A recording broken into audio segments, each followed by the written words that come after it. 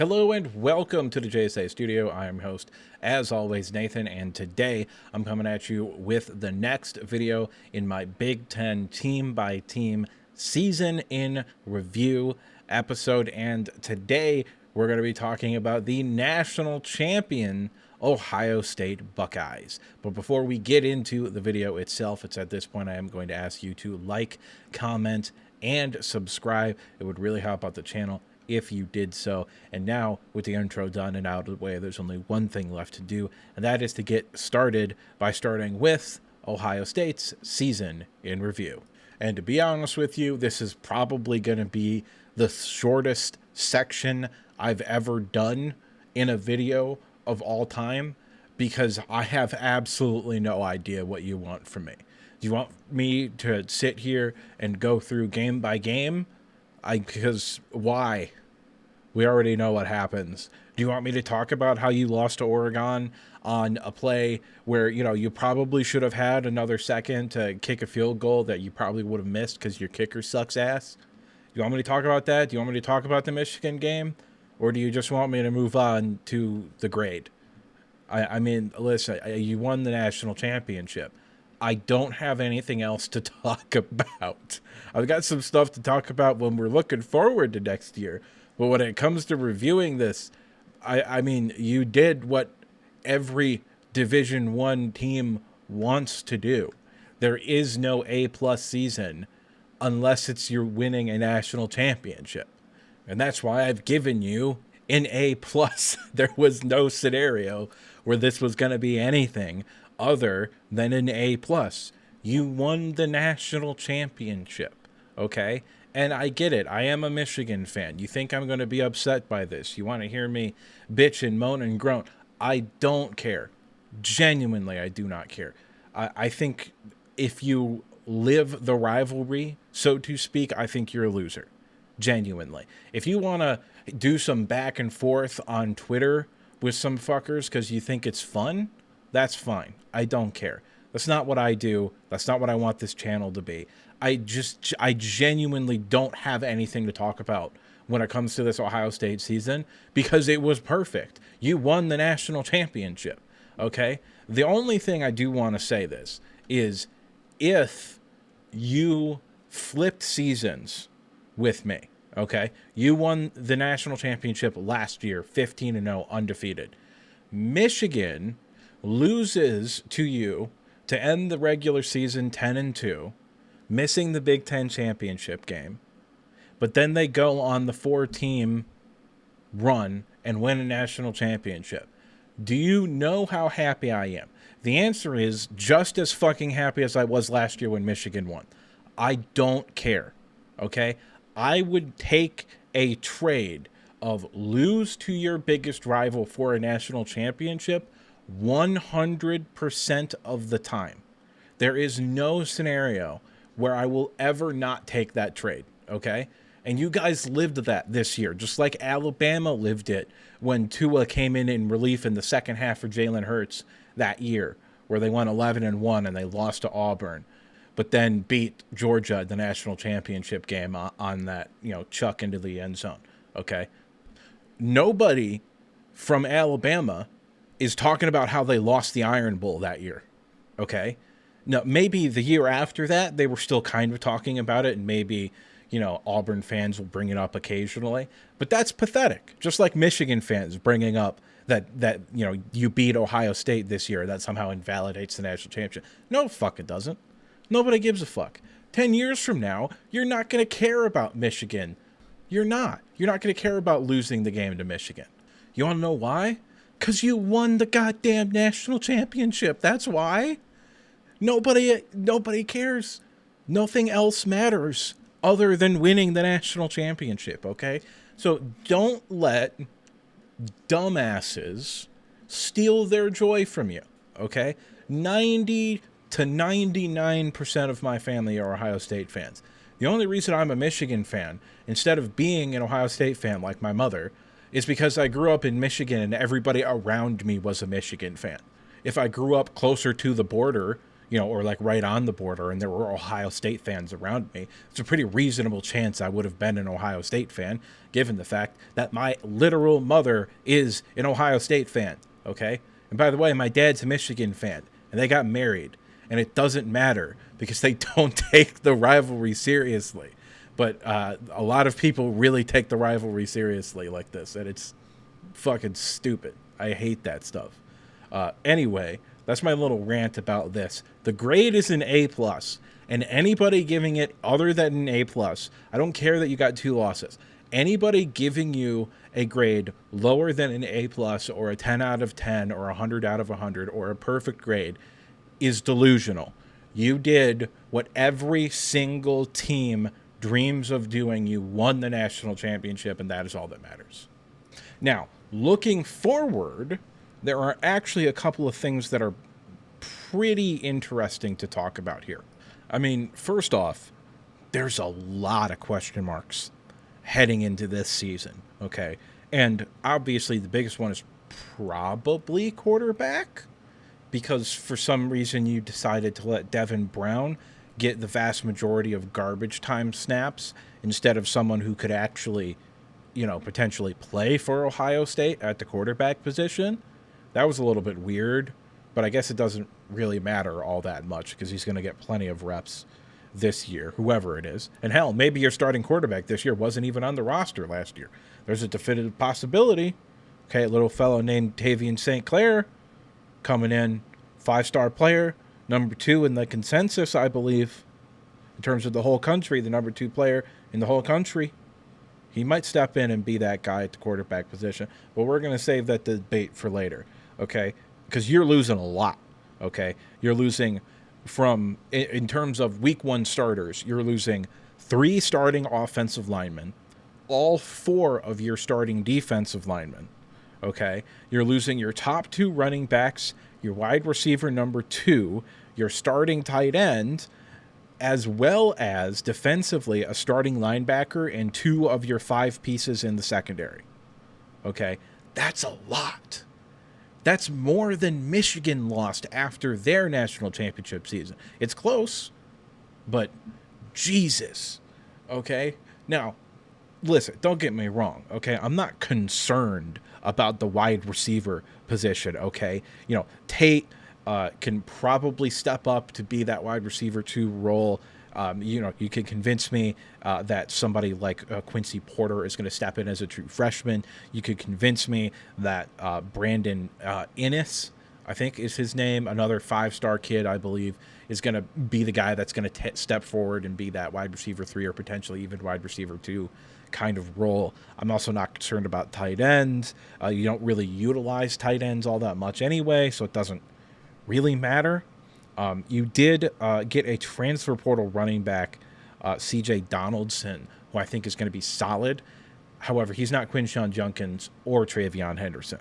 Okay, he's good, but he ain't, 2 second-round draft picks good. Okay, I think there's a very real possibility. And also, I just realized I didn't count Josh Fryer, who I believe was your starting right tackle last year. So you're losing 4 week 1 starters on the offensive line, which is, wow, that's real bad. That's real bad. But anyway, getting back on topic here, okay? You've got players that are going to step in and fill this role. And, I'm not concerned about the wide receiver position. I'm not even really concerned about the quarterback position, okay? Defensively, I am concerned, okay? Defensively, I am legitimately, I think there is perhaps some relatively serious levels of concern there, okay? Not only did you lose the defensive coordinator, okay, and I get that a lot of Michigan fans shit on Jim Knowles, okay? I was not on board with that. I think Jim Knowles is genuinely one of the 5 to 10 best defensive coordinators in college football, okay? So I think best case scenario, you can, end up as good as you would have been this year if you had kept Jim Knowles, okay? And I still think that's probably taking a relatively significant step back, Okay, because I don't know if the defensive line is going to be as good as it is next year. I don't know because you didn't really rotate defensive lines a whole lot. Okay, and you had those four guys: Hamilton, Williams, Tuimoloau, and Jack Sawyer as well. And they've, that's been your starting defensive line for 4 years effectively. Okay, like that's pretty significant loss. Okay, that's a big deal. All right. Like, I had confidence in Michigan's defensive line this year because I knew all of their best players were actually the guys on the bench. Okay. Heading into this past season. But I don't know if that's the case for you. I know you've got talent there. I don't know if it's going to be as good as it was this season. Okay. Because we've never really seen Ryan Day in this position where he's losing as much as he's losing this year. He's kind of always been able to keep a lot of the pieces in place, especially the last few years, because all of those guys, Denzel Burke, Tuiapa Jack Sawyer, Tyleik Williams, they came in year one and were just starters, okay, as freshmen, okay? A lot of those guys were like that. So you've had 4 years of knowing exactly what you were going to get on the defensive side of the ball. And the way your schedule breaks, there's a real possibility that could potentially be a big deal, okay? But before we get to the schedule, I do want to circle back to the quarterback discussion. And that is obviously going to be surrounding the QB battle, quote unquote, that you have between Julian Seaon, Lincoln Kienholz, I believe is his name, and true freshman Tavian St. Clair. Now, if it were me, okay, Julian Seaon was a very, very sought-after recruit, okay? Basically, everybody wanted him. I don't believe he was a 5-star. I think he was like a top 100 guy and an Elite 11 guy, but I'm not sure if he was a 5-star or not. Either way, I from what I've been able to gather, okay, I'm not necessarily sure that he's all that talented physically, okay? However, yeah, I can tell you he's not as talented as physically as Tavian St. Clair. That's just the reality of the situation. Tavian St. Clair is like a once-in-a-generation athlete at the quarterback position, except there's like 3 of them in this past year's quarterback class, all right? Nevertheless, I do probably think Julian Sain's going to win it by default. However, he might not be your starting quarterback the entire season, okay? Even if he plays well, because you might have to be in a situation where you've got to kind of go back to like 2021, where your defense on paper wasn't that bad, but when you played anybody with a pulse, it was kind of bad. That might be what happens this year, and you might need someone that can just flat out and straight up put the team on its back. And I don't know if Julian Seaon is that guy. There's a definitive possibility he is. He might just damn well be that guy. That's a real possibility. In which case, I'm not particularly sure you're going to be able to keep Tavian St. Clair in the transfer portal. Maybe you can. He's an Ohio kid. Okay, that's a big deal. Grew up in Ohio, probably a diehard Ohio State fan growing up. All right, that's a big, big deal. So maybe he sticks around through 2 years of eligibility where he doesn't get to play. Or maybe you can use him in like quarterback run game stuff, or maybe he's fine just getting garbage time snaps for a year if he's getting $2 million in NIL, okay? Maybe that's fine. It is what it is, okay? That's just me throwing out potential possibilities of shit that can happen in the future. I believe there's a very definitive possibility with how, not only how your schedule breaks in terms of when you have your games and how they're oriented, but just flat out the games, like the draws you got this year are difficult, man. Like this is kind of rough. You open up, obviously, maybe the most anticipated opening week game of my lifetime, and with a rematch against Texas in this game here. And I don't know what Texas is going to look like because they're losing a lot, okay? However, they don't have the question mark at the quarterback position that you have, okay? We've seen Arch Manning. He's gotten extended playing time, and he's played well, all right? And I think there's a very real possibility Texas is going to be significantly better next year than they were this year. I think Texas was kind of fake. I think they got lucky to make it to the semifinals where they kind of got exposed by you guys because of who they played. They played a Clemson team that had no business being in there and an Arizona State team that had no business getting a bye. Okay, I think Texas was kind of overrated last year, but, that's just me. Anyway, I think that's a really, really, really tough game, especially because you're going to be breaking in a new offense and a new defense, and Texas is doing neither of those things while also bringing back significantly more talent than you are. Now, Texas is replacing both of their offensive tackles as well as their top two, well, you can argue top two wide receivers. You can argue about it, okay? But and a tight end, I think, as well.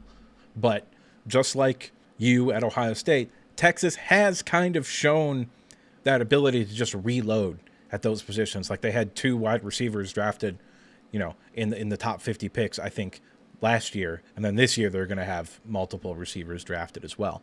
So who knows about that? But I think this is a game that is not looking great for you to win, even though it's at home. Okay. Can you win that game? Yes, absolutely. You have the talent. You have the coaching, even though you are replacing OC and DC. You have the talent. You have the coaching. All right. But I do not feel confident in your ability to win that game. That game's maybe breaking to like 75-25, in favor of Texas, in my opinion, because it's week 1. If it was week 4, or maybe you flop the Ohio and the Texas games here, I would feel much more confident in your ability to potentially compete in that game. I would still lean towards Texas, but it'd probably be more like 60-40 or 55-45. Okay. After Texas, which right now I would predict as an L, there's still the spring portal. Somebody could get hurt. There's a lot of stuff going on. Okay. But right now at this moment in time, I would predict that as an L. And then you have Grambling State and Ohio, both W's. All right. You get an early bye week after that game against Ohio. You then go on the road at Washington. And that's a rough game. Okay. There are not a whole lot of stadiums in college football that have the track record that Washington's has in terms of home field advantage. Because I think their home field is probably worth 2 scores, genuinely, okay? Also, I think Washington is just a tough football team. And I really, really like their new quarterback that they've got going on there, too. I think he's going to be potentially big time. That game has maybe not even upset, but L written all over it to me. That's like a 50-50 game. And depending upon the way these two teams look, that might be an L. And this might be when you move away from Julian Seaon as the starting quarterback, and you maybe try to give Tavian St. Clair the go. Okay. Now, you can win both of those games. You start 4-0. You're not changing shit. Okay. That's the reality. Okay. That's a reality. It's a perfectly feasible outcome that you win both of those games. But I don't think you're going to beat Texas. You could absolutely beat Washington, but that is a sneaky, sneaky tough game. So you could absolutely lose that game. Minnesota at home, I think you should be able to handle that game, even if we're like looking at the floor for this team. I think you should be able to handle that game. At Illinois is another really, really rough game, okay? And this is what I kind of mean by your schedule. You got shafted a little bit here, is because in terms of your home and away games, like you being home against Penn State doesn't matter because you beat Penn State every year anyway. You being at home against UCLA and Rutgers probably doesn't matter. But you being on the road at Washington, that's potentially difficult. You being on the road at Wisconsin and at Illinois, potentially difficult, okay? Illinois is maybe next to Oregon the team we know the most about in the Big Ten. Like, I'm pretty sure they're going to be good, all right? Are they going to be good enough to beat you? I would say probably not, but that might be a tougher game. If the defense takes longer to figure it out, Maybe the offense isn't as explosive or consistent as it has been in the past few seasons. Illinois is good enough, even from just an athlete's standpoint. They're good enough to be able to win that game. That's a tough, tough game, especially with you going to Illinois. That place is going to be rocking, okay? Not nearly the type of home field advantage that Washington has, but still, it could potentially be a pretty interesting environment. At Wisconsin, honestly, I just don't think Wisconsin has the athletes to deal with you, but still interesting there. Home against Penn State, even though Penn State is probably going to be good, and they're kind of like what you were, at least on the offensive side of the ball, last year, in terms of like everybody came back for an extra year to try to win the national championship. Okay, so that potentially could be a hazard, but let's be real. You beat Penn State every year. At this point, it's just psychological. Okay, it doesn't matter that on paper heading into the season, Penn State probably has a better football team than you, especially if Jim Knowles can turn that defense into an elite unit like it was under Manny Diaz. And then they're keeping the offense that greatly improved with year one of the new OC and a potential top 10 pick at the quarterback position. If they were ever going to beat you, it probably might be this year, but I would never predict that to happen. Just end of the situation. Never predict that to happen. I think you're probably going to beat Penn State. At Purdue, Purdue is a disaster. I don't think they're going to turn around in year one.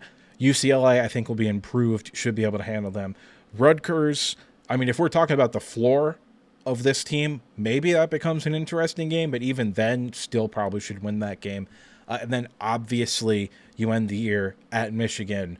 I don't have any thoughts on that game because even the team that we see in week one, that's not going to be the same team that when you get to that point in that season. At that point, you could have gone to two different quarterbacks. At that point, Michigan's new starting quarterback will have 12 games under center. Your new starting quarterback might have 10 or 12 games under center. Who knows?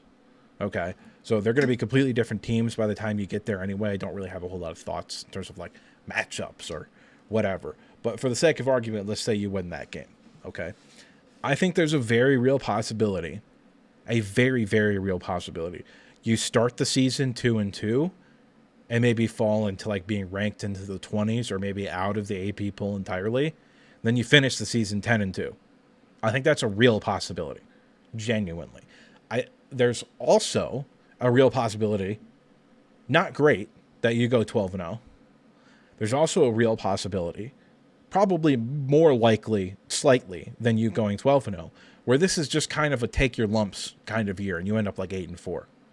That's a real possibility. You know, if you were going to lose 4 games, I would say Texas, Washington, Illinois, and Michigan would probably be the 2 or the 4 rather. But even then, if we're talking about worst case scenario, you know, you could probably lose to Penn State and fucking maybe Wisconsin. I get that they had, you know, new transfer quarterback Billy Edwards and all that. Maybe he can be good, which is not something we saw at Maryland, and I don't particularly believe in him a whole lot. But that's a conversation for another time, okay? Like, if we're talking about real bad, this could honestly be a 7-5 Michigan 2024 after winning a national championship kind of season. I don't think that's very likely, just like I don't think 12-0 is very likely. But, you know, this being a take your lumps kind of season is on the table way, way more than it has been in any year under Ryan Day, more than this year. There are so many moving parts. You didn't really add anybody in the portal. You added the running back Donaldson, who's good. I think he's good. I really do. I think he's good. I think the offensive line is probably going to be okay. So I think this is potentially a good offense with a average to above average defense that ends up 9-3 or 10-2 maybe, but could also end up 8-4. I think this is probably going to be a down year right now. Okay, there's still the spring portal. For all I know, Aaron Nolan could come out and throw for 400 yards and 7 touchdowns against Texas, and you've got a future number 1 overall pick at the quarterback position, and that's it. Okay, and you're right back to 12-0, winning the national championship. Okay, a real possibility. That is something that can happen. All right, but right now, I would probably predict 10-2 with losses to Texas and Washington, and I always pick Ohio State to beat Michigan. So I would predict you to win that game. But if you were going to lose to Penn State, this is probably the year you were going to lose to Penn State. But I'm not about to pick you to lose to Penn State. But that's just me, and what do I know? I'm just some asshole on the internet giving you his opinion. It's at this point I'd like to remind you to like the video if you liked it, subscribe if you want to see more content like this, and if you disagreed with me at any point, or you just have something to say, go ahead and drop a comment down in the comment section below. And now with the outro done and out of the way, there's only one thing left to say, and that's that I'll see you next time.